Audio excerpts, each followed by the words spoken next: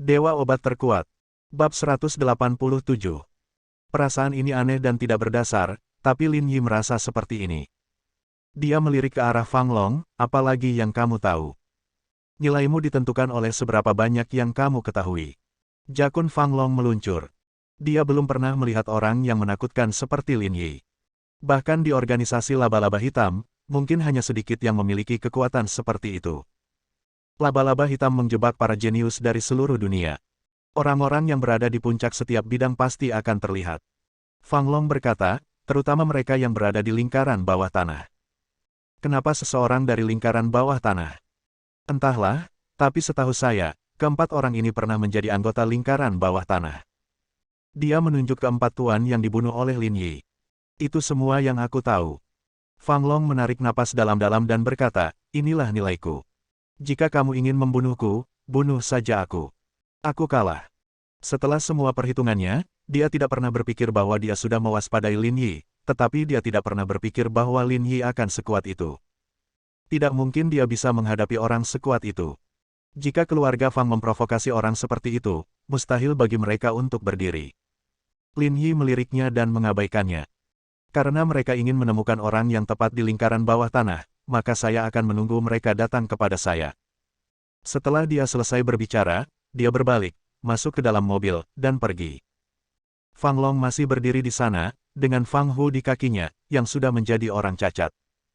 Kedua bersaudara itu sudah tamat, dan keluarga Fang tidak akan memiliki kesempatan lagi.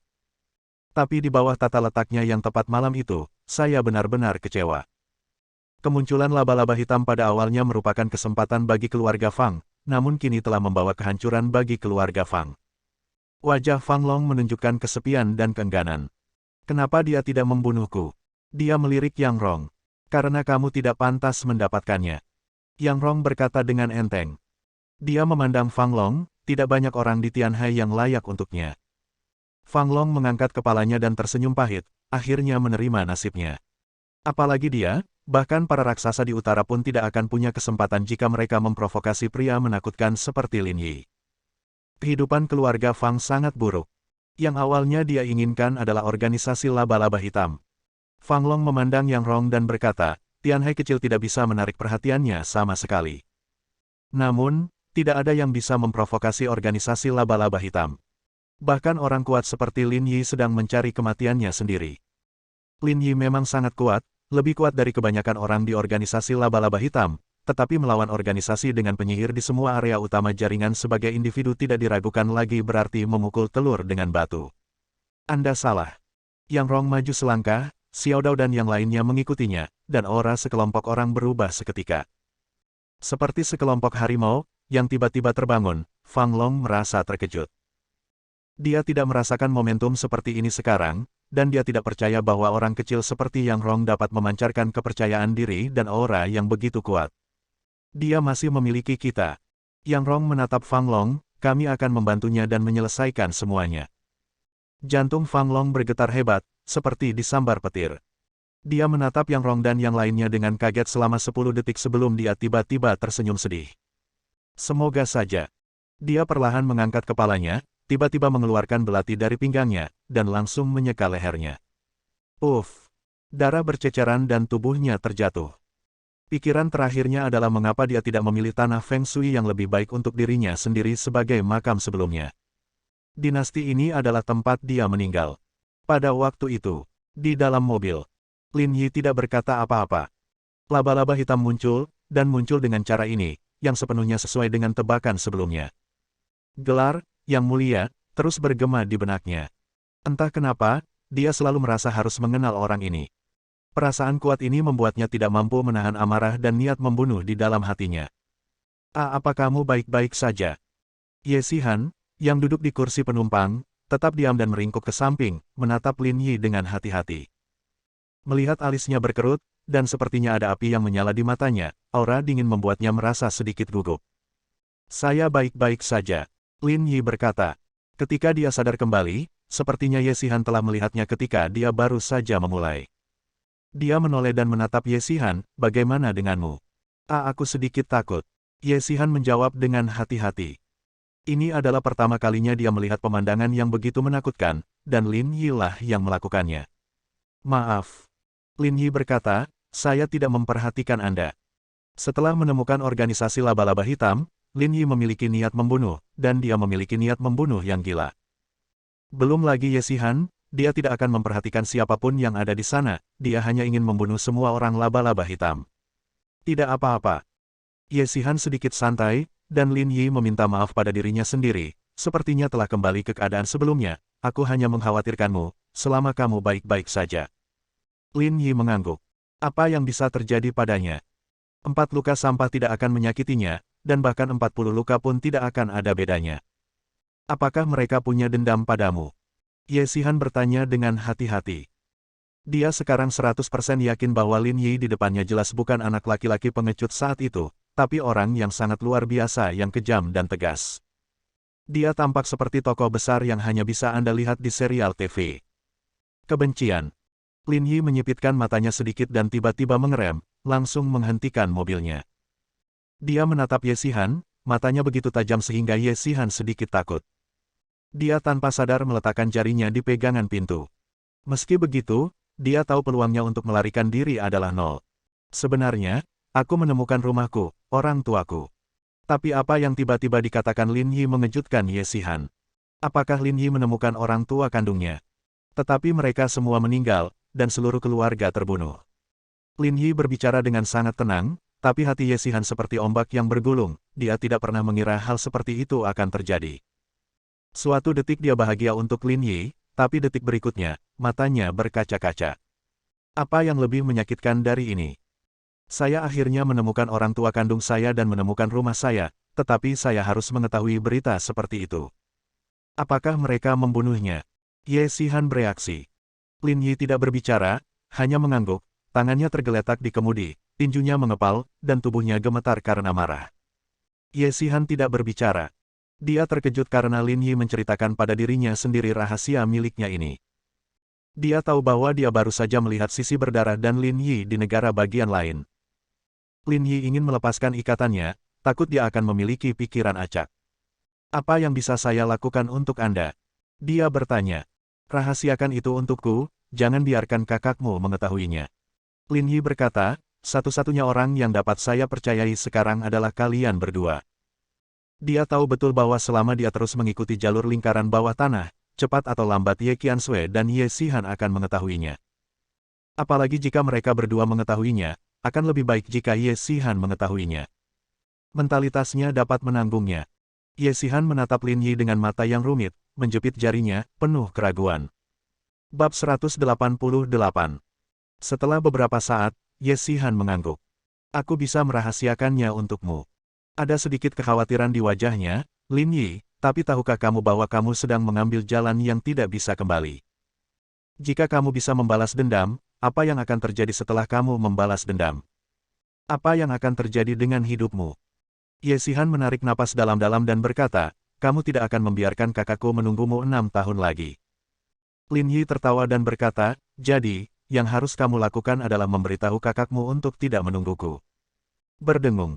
Ye Xihan merasa kepalanya linglung. Beritahu Ye Qiansui untuk tidak menunggu Lin Yi atau seperti Lin Yi. Beberapa hari yang lalu, itu mungkin baik-baik saja, tapi sekarang, Ye Qiansui sepenuhnya memahami perasaannya terhadap Lin Yi. Apa yang harus dia lakukan? Ye Xihan sedikit tidak berdaya. Dia tidak tahu bahwa makhluk seperti wanita itu seperti sepotong batu besi dingin jika dia tidak digerakkan. Tapi begitu dia digerakkan, dia seperti bola api padamkan kecuali dia membakar dirinya sendiri sepenuhnya. Mungkin, ini sudah terlambat. Ye Xihan menghela nafas, dia tidak tahu harus berbuat apa. Pulang ke rumah. Suasana hatinya sedikit rumit. Dia belum pernah seperti ini sebelumnya. Dia tiba-tiba merasa seolah-olah dia telah menanggung sesuatu yang tidak seharusnya dia tanggung pada usianya. Lin Yi meliriknya dan memastikan bahwa dia sudah tenang, mengalihkan perhatiannya dan tidak terpengaruh, lalu menyalakan mobil dan kembali ke villa keluarga Ye. Dia berani memberitahu Ye Xihan semua hal ini karena dia sangat mengenal Ye Xihan. Meskipun Ye Xihan masih muda dan biasanya ceroboh, dialah yang membenci kejahatan sama seperti dia membenci hal-hal besar. Terutama, dia mencintai kakaknya dan bersedia melakukan apapun untuk melindungi Ye Qiansui. Kata-kata Lin Yi tidak salah. Di Tianhai, orang yang paling dia percayai sekarang adalah dua saudara perempuan Ye Qiansui dan Ye Xihan. Pada saat yang sama, dalam dinasti, Nan Sanxi butuh waktu lama untuk menenangkan diri. Dia meminum beberapa teguk teh, merapikan rambutnya, melepas jas kotornya dan menggantungnya ke samping, kembali ke penampilan anggun sebelumnya. Sekalipun ia anjing tersesat, ia harus menjaga penampilan dan tingkah lakunya. Saya tidak menyangka bahwa orang yang paling menakutkan di Tianhai adalah Anda. Nan Sanxi menarik napas dalam-dalam dan berkata, Tuan Yang, saya meremehkan Anda. Yang Rong hanya tertawa dan tidak menjawab. Yang diremehkannya bukanlah dirinya sendiri, melainkan Lin Yi, namun meskipun ia menghargai Lin Yi dan membuat persiapan yang matang, percuma saja saat menghadapi Lin Yi. Orang setingkat Lin Yi tidak terpengaruh sama sekali. Aku, Nan Sanxi, menepati janjiku. Nan Sanxi berkata, apapun yang aku janjikan padamu, aku pasti akan memberikannya padamu. Kamu menyelamatkan hidupku. Hidupku masih berharga. Setelah Nan Sanxi selesai berbicara, dia menoleh sedikit dan melihat ke arah Xiao Dao dan yang lainnya yang berdiri di samping, memegang belati, saudaraku, saya telah menandatangani kontrak. Bisakah kamu meletakkan pisau ini? Yang Rong mengangguk, lalu Xiao Dao menyingkirkan belatinya. Nan Sanxi baru saja ingin menyesalinya. Apa menurutmu mereka punya temperamen yang baik? Dia tidak berani menyesalinya.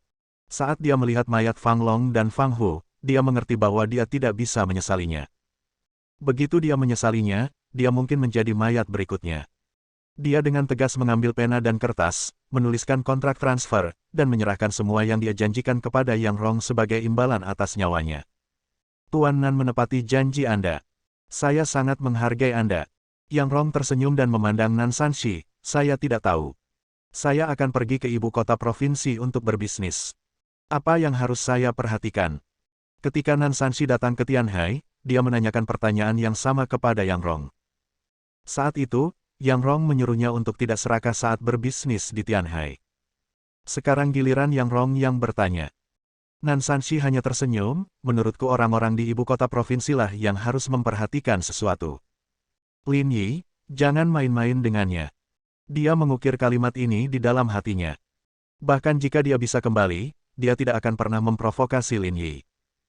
Rasa penindasan yang mengerikan itu meninggalkan bayangan di hatinya selama sisa hidupnya. Melihat ini, Yang Rong mengangguk, saya mengerti, terima kasih Tuan Nan. Setelah mengatakan itu, dia berdiri dan pergi, berkata, kirim Tuan Nan keluar dari Tianhai. Mulai sekarang, Tuan Nan tidak akan datang. Ya, Tuan Nan, tolong. Hati Nan Sanxi bergetar, tapi dia tidak mengatakan apapun. Pemenang atau pecundang, dia kalah total kali ini. Dia tidak berani datang ke Tianhai lagi. Dengan Lin Yi di sini, lingkaran bawah tanah Tianhai tidak bisa menjadi milik orang lain, tidak peduli siapa orangnya, tidak ada yang punya kesempatan untuk menginginkan pelabuhan itu. Yang Rong tidak lagi peduli pada Nan Sanxi. Dia memiliki hal yang lebih penting untuk dilakukan sekarang. Keluarga Fang runtuh.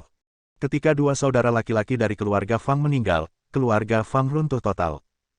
Mulai sekarang, tidak akan ada lagi keluarga Fang di Tianhai, dan tatanan baru akan didirikan di Tianhai. Dia tahu apa yang ingin dilakukan Lin Yi, dan sekarang, itu hanyalah langkah pertama. Langkah selanjutnya adalah mulai mempersiapkan.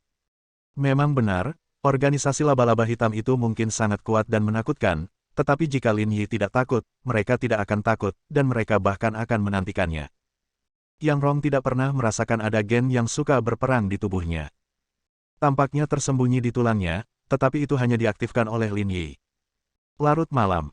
Villa keluarga Ye. Lin Yi terus berlatih di kamarnya, dan dia tidak pernah berhenti berlatih selama beberapa tahun terakhir. Dan di kamar Ye Xihan. Dia membenamkan kepalanya di bantal, suasana hatinya sangat rumit sehingga dia tidak tahu kata-kata apa yang harus digunakan untuk menggambarkannya. Itu adalah jalan yang tidak bisa kembali.